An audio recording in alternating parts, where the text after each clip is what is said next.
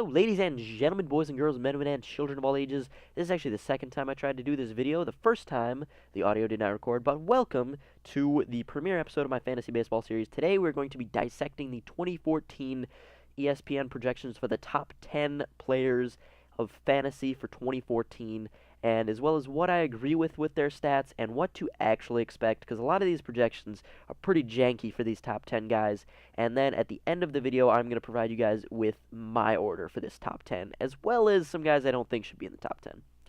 So, starting it off with Mike Trout, the obvious choice for number one. He is going to have about 120 RBI season. Expect these home runs to reach about 34, I'm going to say, as well as expect these RBIs to reach about 100. There's no way he's going to regress that much in the RBI category. They didn't change too much. Mark Trumbo's not there, but Mark Trumbo didn't really contribute too much to the team last year in terms of offense. This strikeout rate, I think the strikeouts are going to come down to about 120 this year, as well as definite 40 stolen base season, and an average probably around 320. I don't think his average is going to fall 20 points, so somewhere in the 310 to 320 range. Now, moving on to Miguel Cabrera, the obvious choice for a number two guy. After Mike Trout, expect these home runs to be around the 50 range. I think he can definitely attain a 50 homer season, especially because he did miss quite a bit of time last year with injuries, especially the groin injury. And playing through that, you can't really get a lot of power with a groin injury, so expect the power numbers to come up a lot. But expect the RBIs to be somewhere around 110 to 120. He is going to get a lot of hits, but without Prince Fielder, and I don't think there's going to be a lot of run driving in. And without Prince Fielder, also expect his walks to come up to around 100 probably. And his average is definitely not going to fall from almost 350 to 330. So expect an average somewhere between 330 and 340 is what I'm going to say. Then, quite obviously, a great choice for number three guy, Andrew McCutchen. Awesome outfielder. I should hate him because I'm a Cubs fan, but I actually love Andrew McCutchen as a player. So these home runs right here, this looks right on track with what his projection should be. 30 home runs, possibly 32 if he can have a great season. RBI, I think these RBI could potentially touch 100 if the Pirates' offense is decent as a whole. These strikeouts, I think about 100 strikeout season, not 110 strikeout season, but that's just nickels and dimes right there. Stolen bases, I'm thinking a 30 stolen base season for Andrew McCutchen, so he is a definite speed candidate, and this 315 average seems right on par with what he should do. Number four, first baseman Paul Goldschmidt, the clear-cut first baseman in this draft. Some might say this guy down here, but I don't. So Paul Goldschmidt is projected for 34 home runs. I actually think that Paul Goldschmidt will reach about 40 home runs, if not 43 home runs. That's my projection for him, not this 34, 2 home runs less than last year, as well as these RBIs reaching about 130, possibly 140, because of the fact that he does have a better lineup this year, in my opinion, as well as these walks going up because of Mark Trumbo batting probably somewhere around him, these Ks coming down just a little bit, and this average being at about 300. Then we move on to Carlos Gonzalez, the first guy I don't really agree with being in the top 10. Carlos Gonzalez is going to have a great year. He's going to have this probably 36 homer season with potentially 100 RBIs, definitely strikeouts in the 140 to 160 range possibly. This many stolen bases and this kind of average.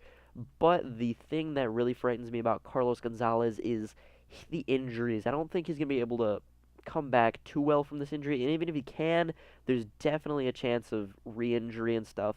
So I'd be very cautious drafting Carlos Gonzalez in the top 10, let alone the top 5 where he's projected. So definitely be cautious when drafting Carlos Gonzalez. And we move on to the next guy, who I think will be the biggest bust for most people this year, Chris Davis. People are expecting another monster year out of Chris Davis. He hit 53 home runs last year, like 30 of those in the first half. It ain't going to happen, guys. It ain't going to happen. Chris Davis, this 47 home runs is going to be more like 30 to 34 home runs. This 127 RBIs is going to be about 120, maybe 110. These walks are probably going to stay the same. This strikeout total is definitely going to go above 200. And this average is probably going to be somewhere around, I'm going to say 260 to 280, because he's not going to be like the great hitter. You think with that amazing power surge he had last year, it just doesn't really add up to what he's done in the past. I don't think that he has that great of power. I think it was either a fluke or possibly performance enhancing drugs. I don't want to say too much about that, but it just doesn't line up in my mind with his projections. So then we move on to Jacoby Ellsbury, big signing by the Yankees, $153 million man. Um, these home runs, I think he's gonna have more of like a 12 home run season. To be honest, he he didn't have that great of power last year, and I don't think he's gonna double his home run total just because he's in Yankee Stadium. I mean, he could because there's a lack of the Green Monster, so going to left field is a more viable option. But I'm not really sure about that. These RBIs, expect him to actually have about an 80 RBI season, considering the lineup he's got with him. These walks seem good. These Ks seem good. I'm probably you don't go from 52 stolen bases to 45 with the lineup the Yankees actually have this year. Provided they actually do well like they're supposed to, expect that to be about 50 home runs and expect him to bat about 300. A very solid top 10 pick for fantasy baseball. Now another guy I'm pretty leery about, Edwin Encarnacion, first base DH. He missed quite a bit of time with a wrist injury that he had surgery on, I think, over the offseason. And if I'm not mistaken, it's the same surgery that Jose Bautista had last season that he didn't really recover from. So I don't really know if Edwin Encarnacion is going to do that well, but provided he does have an injury-free season, expect this home run total to be actually probably about 45 with 120 RBIs easily and a 300 average definitely easily. And he's probably a very safe 8, 9, 10 pick, but definitely not like a top 7 guy. Then we move to the $210 million man, Robinson Cano, the guy that the Yankees probably should have prioritized in the offseason. I'm not quite sure what the difference is between where the Mariners play and where the Yankees play, but I don't think 23 home runs gives enough credit to Robinson Cano. I think 25 is a more safe bet for home runs, if not 26. 120 RBIs. He's definitely easily going to get 120 RBIs with the guys they're bringing in, like Logan Morrison and Corey Hart. There's going to be a better offense in Seattle, and he's going to have a chance to drive in a lot more than 104 runs. And this average, about 315, that seems just about right for Robinson Cano. And we come to the last guy in our top 10, Clayton Kershaw, the only pitcher to break the top 10. And let me actually check if he's the only pitcher to break the top. Yeah, he's the only pitcher to break the top 15. So Clayton Kershaw, 2014 projections. I'm just going to tell you that most of this is very, very wrong for what Clayton Kershaw is going to put out this year.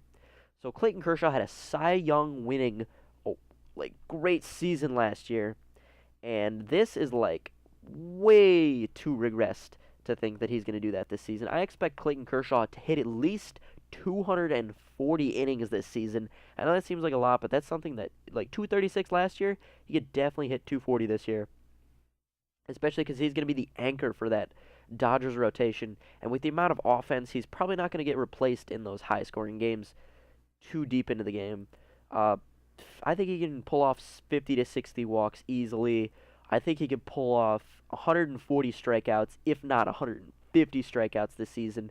I'm very big on Clayton Kershaw, and I think he's going to have a great season. This 20 wins, I think that's actually fairly accurate. I think he's going to have somewhere between 15 and 23 wins, just because of the fact that his offense with Puig and Adrian Gonzalez and all those guys, it was explosive at the end of the season, and I think it has the potential to be explosive once again this season, and he definitely has the chance to be at least a 20-game winner. This ERA is the biggest thing I disagree with here. 2.77 after a 1.83 ERA.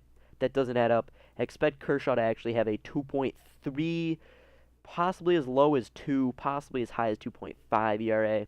Whip around 1 sounds about right, and this Ks per 9 is probably going to be somewhere around 9.5, give or take, half strikeout an inning.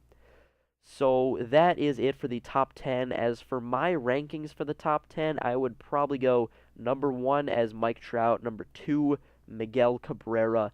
I actually have to say that my number 3 guy would be Goldschmidt, because the fact that he is going to have probably 40 homer season as well as almost 20 stolen bases.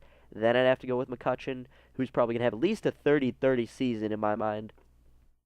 And Carlos Gonzalez, I'd push him out of the top 10, as well as Chris Davis.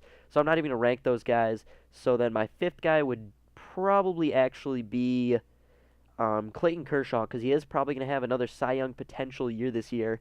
Then number 6 guy would have to be Robinson Cano because of how light second base is this year, and the fact that he is going to hit probably around 25 home runs, as well as get 120 RBIs for you. Then I would have to go with Edwin Encarnacion, just because of the fact that he is going to hit a ton of home runs and get a ton of RBIs for you. Then last but least, my final pick for the top 8, it would be, since I eliminated 2 guys, would be Jacoby Ellsbury, because he's not going to get you a ton of home runs, but he is going to have probably a 50 stolen base season with probably around 80 RBIs. And then I'd throw in some guys down here probably into that top 10. I might throw Prince Fielder into that top 10, Adrian Beltre into that top 10. I'd probably definitely throw Adrian Beltre into that top 10 somewhere, just because of how shallow third actually is this year.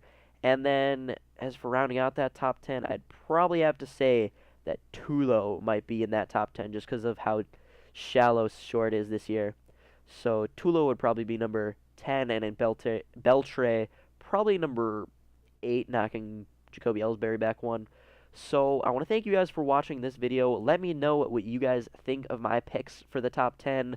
Also, let me know what kind of fantasy baseball video you guys would like me to produce next week, as well as if you guys would like one on Tuesday and one on Thursday, because that's something I'd be willing to do and something I'd probably like to do, because these are actually videos that I would love to make. But other than that, I want to thank you guys for watching this video. Please leave a like rating if you did enjoy. Subscribe for more awesome Star Wars Battlefront and fantasy baseball content. And I will see you guys later.